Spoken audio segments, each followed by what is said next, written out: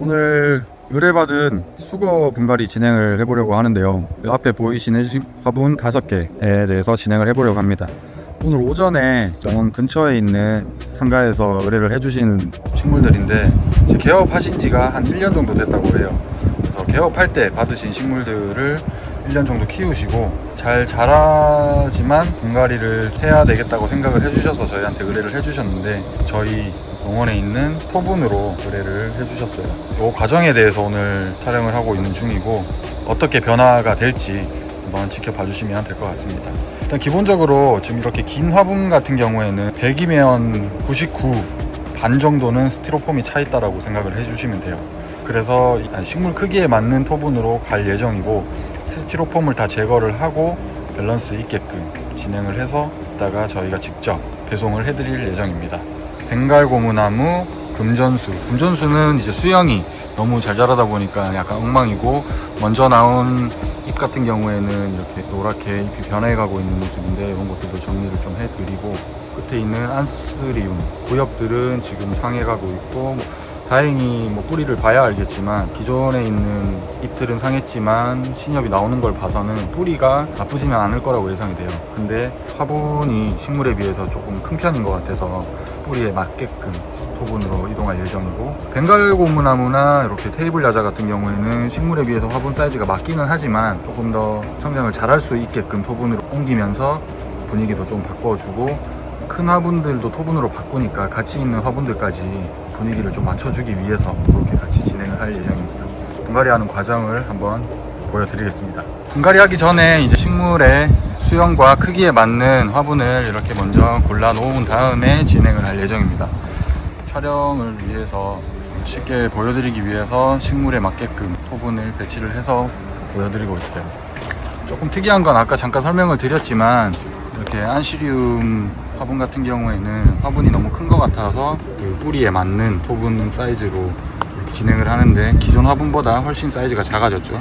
뿌리를 확인하면 이 토분과 사이즈가 맞을 거라고 생각이 됩니다. 혹시나 조금 더 크게 되면 토분은 변경을 할 수 있겠지만 아마 거의 비슷하게 나오지 않을까 예상이 되고요. 지금이 오후 한 4시 정도 되는데 쭉 방향이 저희가 남쪽이거든요. 한 3시 이후가 되면 여기가 그늘이 돼요. 날씨가 요즘에 조금 풀려서 밖에서 진행을 하기 위해서 이렇게 배팅을 해놨고 까지 준비를 해뒀습니다. 벵갈 고무나무 먼저 진행을 하는데 보시면 기존의 도자기 화분에서 꺼내면 배수층이 아마 난석으로 이렇게 돼 있는 것 같아요. 작은 화분은 웬만하면 스티로폼은 없고 이렇게 난석으로 배수층을 많이 만들어서 식재를 하시더라고요. 저희는 사실 이렇게 깔망을 깔지는 않는 이유가 금방 보셨겠지만 분갈이를 할 때 뿌리가 조금 상할 수도 있는 부분이 있어서 저희 농원에서 분갈이 하는 식물들은 깔망이 없는 경우가 많습니다. 특별한 경우를 제외하고는 뿌리는 상태가 나쁘지 않습니다. 조금 마른 듯한 모습을 보여주긴 하는데 흙을 털어내고 저희 흙으로 교체를 한 다음에 토분으로 식재를 할 예정입니다. 식물을 식재하기 전에 흙을 조금 깔아주고요. 뿌리 영양제를 뿌리에 닿는 부분에 깔아주고 있습니다. 그리고 나서 식물을 센터를 맞춰주고 저희 녹색수 배합토로 채워주고요. 빈 공간이 없도록 만들어준 다음에 밑부분에 다시 흙을 보충을 해주고 마지막에 알비료를 올려주고 마무리를 하고 있습니다. 일단 분갈이 과정은 이렇게 진행이 되는 걸 보여드리는 거고 전체적으로 분갈이 진행을 한 다음에 변화된 모습을 마지막에 보여드리도록 하겠습니다. 말씀드렸던 안스리움 뿌리를 열어보니 역시나 아까 보여드렸던 토분 사이즈에 맞게끔 허브 모양 그대로 들어가 있네요. 이 모양으로 아마 식재가 돼 있던 거를 그대로 연탄가리식으로 해서 저 큰 화분으로 식재를 한 것 같아요. 뿌리는 다행히 굉장히 전뿌리도 잘 나오고 그다음 지금 키우시는 분께서 관리를 잘 하신 것 같아요. 원형이 그대로 토분으로 식재를 해보도록 하겠습니다.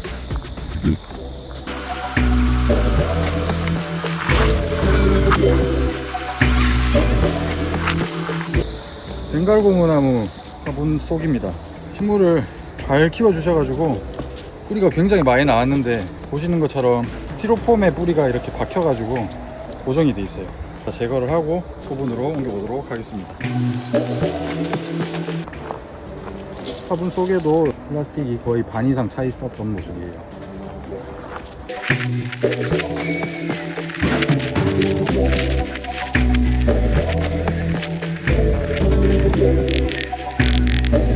인터넷 뿌리가 굉장히 좋습니다. 키우시는 공간이 빛이 잘 들어오긴 하더라고요. 근데 사장님께서 본인은 물을 많이 안 줬는데 왜 이렇게 잘 자라는지 모르겠다라고 말씀을 하시던데, 제가 그렇게 말씀을 드렸거든요. 물을 안 줘서 잘 자라는 거라고. 너무 안 주면 안 되지만 적당히 안 줘야지만이 과습이 안 걸리고, 제가 본 금전수 분갈이 뿌리 중에 제일 좋은 것 같아요. 이거를 뿌리를 밑에 잔뿌리를 좀 정리를 해주고 화분으로 식재를 한번 해보도록 하겠습니다.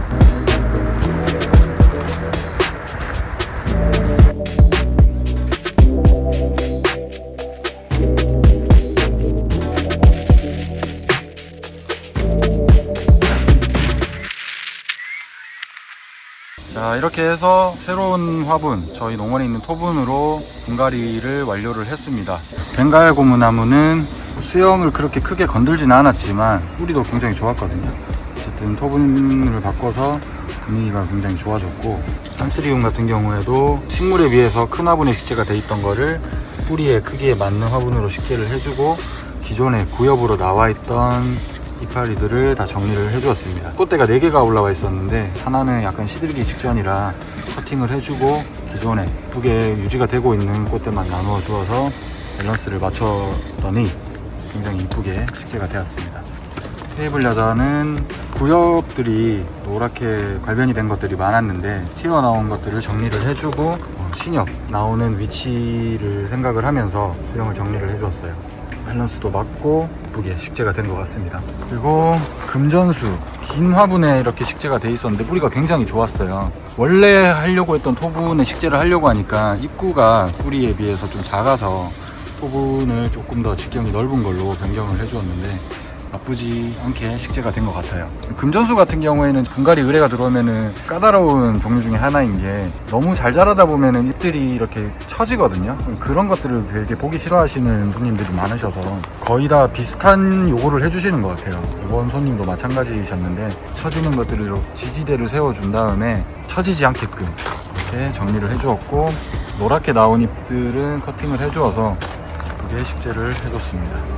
벵갈 고무나무가 하나 더 있는 게, 이건 좀 큰 사이즈인데 한 가지만 좀 길게 나온 부분이 있었거든요. 그거를 잘라주고, 중간중간에 있던 죽어있는 가지들이 좀 많아서 커팅을 해줬어요. 그로브린의 분갈이는 이렇게 진행이 됩니다. 분갈이를 하고 나서 가장 중요한 과정 중에 하나가 보이시는 것처럼 물을 주는 건데요. 처음에 이제 새로운 흙과 식물이 새로운 화분에 자리를 잘 잡을 수 있도록 물을 흠뻑 주는 과정이 저는 개인적으로 중요하다고 생각을 해요. 처음에 이렇게 물을 전체적으로 전달이 잘 되게끔 흠뻑 줘야 물길이 생기지 않고, 다음번에 물을 줄 때도 한 군데에만 흘러가지 않고 전체적으로 잘 전달이 될 수 있거든요. 꽤 만족스럽게 분갈이가 된 것 같습니다. 처음에 왔던 화분들과 비교하면 굉장히 분위기도 달라지고 뭔가 건강해 보이는 느낌이 나지 않나요? 개인적으로는 자부심을 갖고 해드리는 서비스인데, 혹시 저희 농원에 분갈이 서비스가 필요하신 분들은 고정 댓글창에 링크를 남겨 놓을 테니까, 필요하신 분은 상세 내용을 확인해 보시고 서비스 신청을 해주시면 저희가 진행을 해드리도록 하겠습니다. 특히 저 벵갈 고무나무나 금전수 같이 큰 화분들 같은 경우에는 좀 엄두가 안 나시는 경우가 많으신 것 같더라고요. 그런 부분들을 저희가 조금 해소를 해드리기 위해서 직접 저희가 방문을 해서 견적을 내드리고 저희 농원으로 가져온 다음에 영상에서처럼 분갈이를 완료를 하고 바로 계신 곳까지 배송을 해드리는 서비스니까, 필요하신 분들은 고정 댓글 내용을 확인해 주세요. 차에 싣고 계신 곳까지 전달을 해드리는 게 마지막이니까 그 영상은 마지막까지 시청해 주시면 확인하실 수 있습니다. 오늘 영상은 여기까지 하도록 하겠습니다. 오늘도 어제보다 나은 하루 되세요. 감사합니다. 잠깐 설명 못 드린 부분이 있는데, 저희는 멀칭을 할 때 마사토를 사용하지 않고 바크를 이용을 해서 멀칭을 해드리고 있어요. 바크도 뭐 여러 종류가 있는데 저희는 이제 뉴질랜드에서 수입을 한 오키아타 바크, 숙성 바크를 사용을 하고 있고, 마사토보다는 개인적으로 봤을 때는 훨씬 더 좀 자연스러운 분위기를 연출하는 것 같고, 물을 줄 때 페임을 확실히 방지를 해주기 때문에 물길도 생기지 않고 여러 가지 장점이 있는 것 같아서 바크를 사용하고 있습니다.